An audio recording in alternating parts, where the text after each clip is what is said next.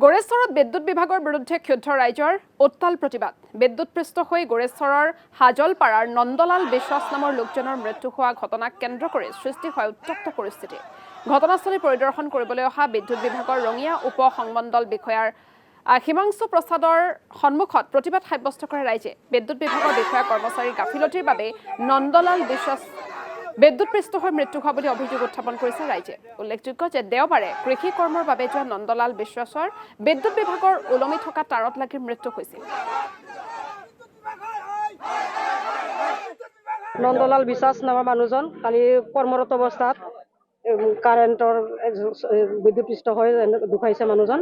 এতিয়া আমি বিচাৰোঁ মৃতকৰ পৰিয়ালটোৱে যাতে সম্পূৰ্ণ ক্ষতিপূৰণটো দিব লাগিব আৰু বৰ্তমান যে 11 দিনৰ যিটো আমাৰ কাজ হ'ব সেইটো খৰচ দিব লাগিব গোটেইখিনি। আৰু ল'ৰা এজনে ফাইনেল পৰীক্ষা চলি আছে, আজি 2 দিন হ'ব পৰীক্ষা, ডিগ্ৰী পঢ়ি আছে। সেই ল'ৰাজনৰ সম্পূৰ্ণ উচ্চ শিক্ষাৰ খৰচ দিব লাগিব।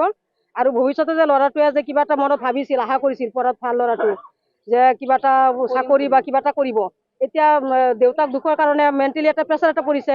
11,000 ভল্টেজৰ তাৰ উলমি আছিল, মাটিৰ পৰা প্ৰায় 4 ফুট 4.5 ফুট মান ওপৰত উলমি আছে।